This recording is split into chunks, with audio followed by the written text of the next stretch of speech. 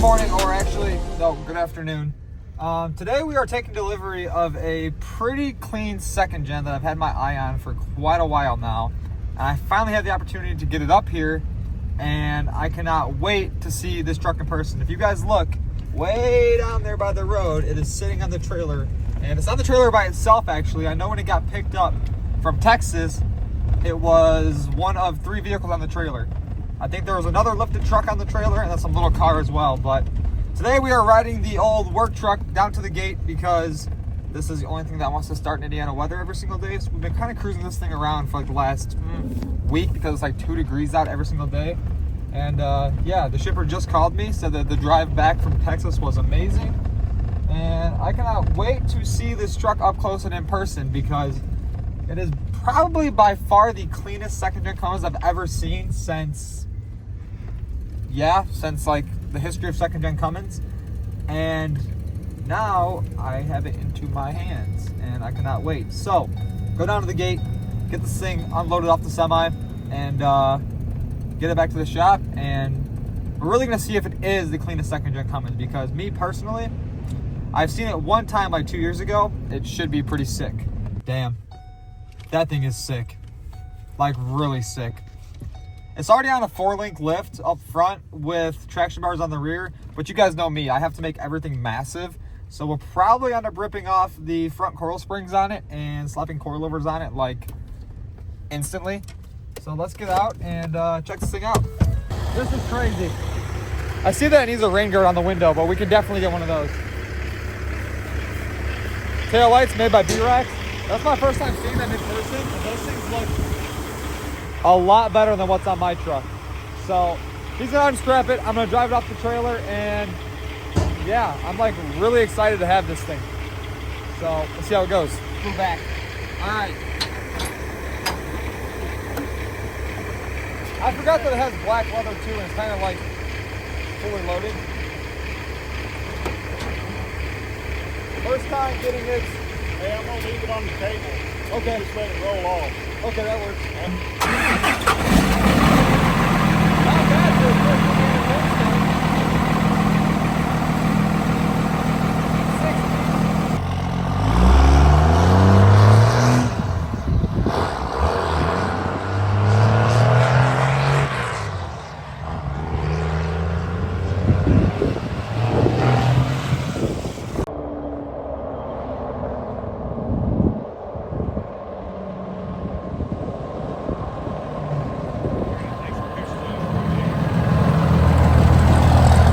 It's definitely a little faster than your average second gen, and yeah, we need to get it to the shop now. I think the shipper has to take photos of it really quick, and then we can finally go on our way to the shop.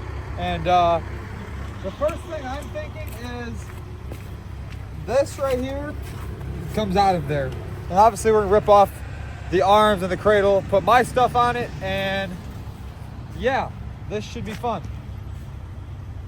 Hopefully doesn't lead into being like on a 40-inch lift. All right, so obviously I've had a lot of second gens in my life, and I've had a lot of junk second gens. I've had a lot of nice second gens. I've had a lot of daily driver second gens. Mostly all Cummins I've owned. I've had a couple Duramaxes. I don't think I've had one Power Stroke actually. And by far, this truck grabs my attention a lot more than my big truck that's literally full-blown frame off, big giant lift, everything done to it. And I don't know, it's just something about driving a stick shift, extended cab, short bed Cummins. And yeah, I mean, obviously I can already tell this one has that little second gen slop, but with a new gearbox, we'll buy probably a PSE hydraulic assist gearbox, because second gens from the factory, no matter what you do, have the shittiest steering systems inside of them. But we're gonna take this truck for a quick run down the road. That way I get a feel for it, because obviously I'm just gonna probably pull this in the shop and lift it bigger. Coilovers for sure, because the coilover on a second gen looks way better than that coil spring that they come with. And yeah, so far I'm impressed.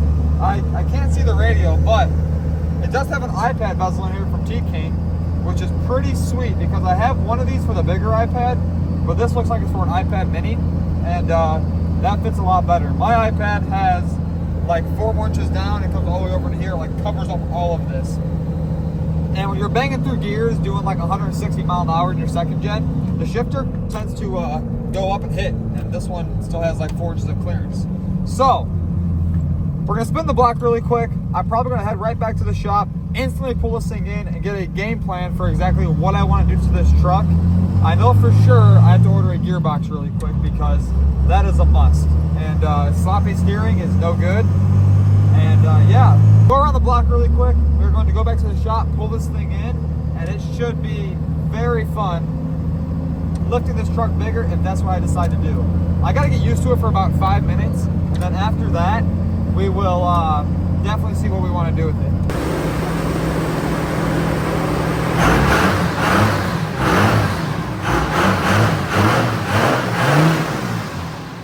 So we just got the second into the shop, and I kind of called it. It definitely needs a gearbox now because this gearbox is pouring fluid out of the bottom of it, which, yeah, that's no good. So it is a 2000 Ram 2500, 24 valve, 5-speed. It has all black leather on the inside. This massive shift top. Looks like it's off like a beer handle, like a beer tap. Runs good. Oh, the horn works. That is actually insane. And then if we pop the hood, has a couple cool things underneath the engine bay.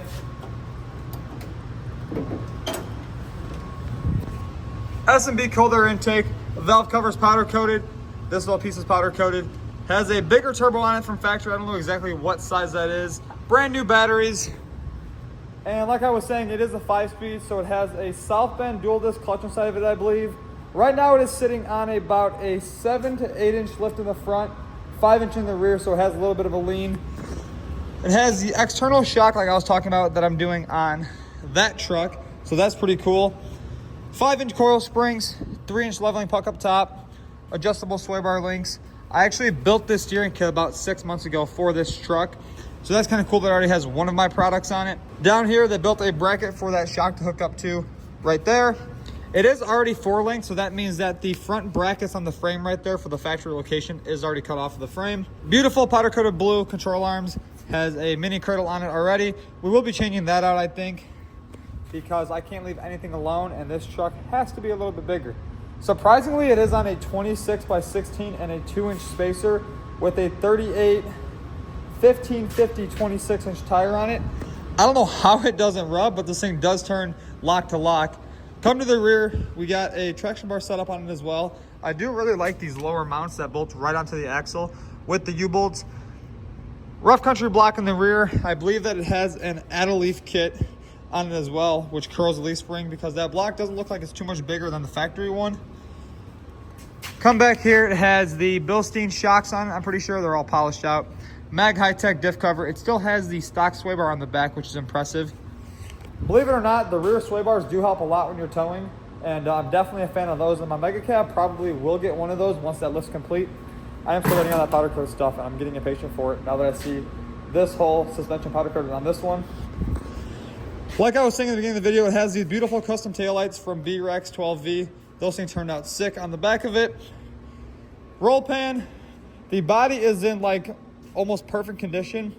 This is a Texas truck, so that means that there is no rust in Texas whatsoever.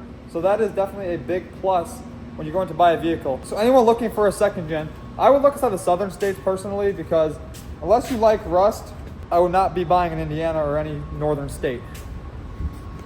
Beautiful 4th gen tow mirrors, paint to match. They went ahead and molded the light into it. Actually, that looks a lot cleaner, I think, than how that one is still like a bolted in light.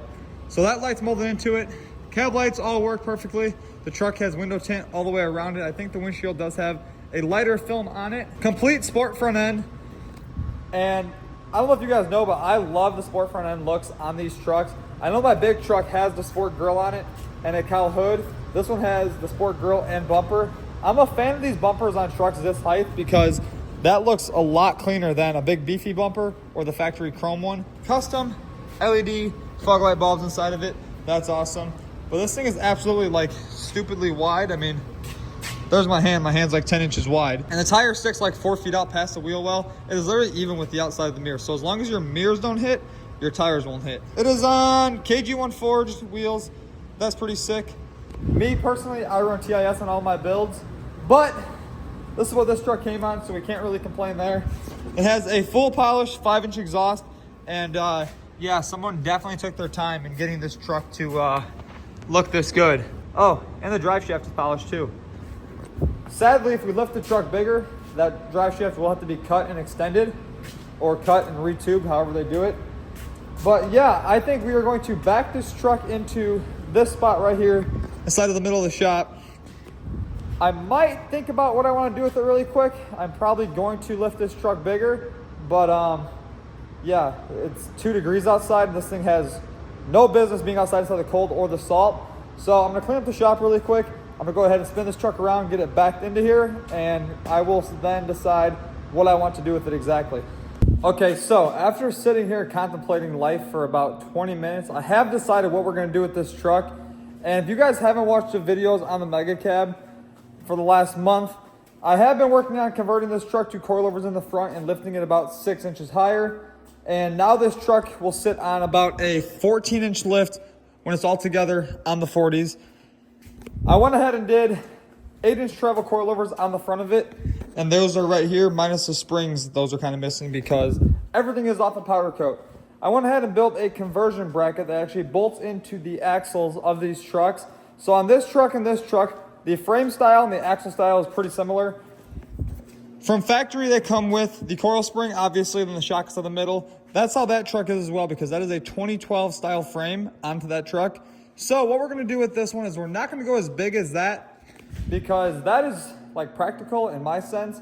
I'll still be able to tow with it. But for like daily driving and like having the perfect second gen Cummins, I think 4 to 5 inches higher with this truck, it would sit very well on these 38s. Being that this already clears lock to lock, how, I don't know, but on a 40, 4 to 5 inches higher, we'll be able to keep a lot of the stock geometry with the truck, and that'll make the truck ride a lot better. So what I have in mind is we're going to take the coil springs off, the sway bar off, all the steering, the arms, to where it's just the axle underneath the truck. I'm going to go ahead and build a bracket for right here that the coilover will bolt onto. On the axle right here, though, I'm going to build a truss to where I don't have to use this stock location for the panhard bar anymore, or up there. So the axle will be trussed. I'll weld in an upper cross member to the frame to accommodate that. That way we can get that panhard bar angle literally perfect, and this thing should float down the road like a brand new Cadillac. And that's ultimately the goal of this truck. In the rear, we will either do a bigger leaf spring pack or a rear block for it. I haven't decided quite yet. I don't want to have to cut into this rear axle because taking these axles apart to powder coat them are not fun. And that is the biggest reason I kept those axles black, because I don't have to strip them all down.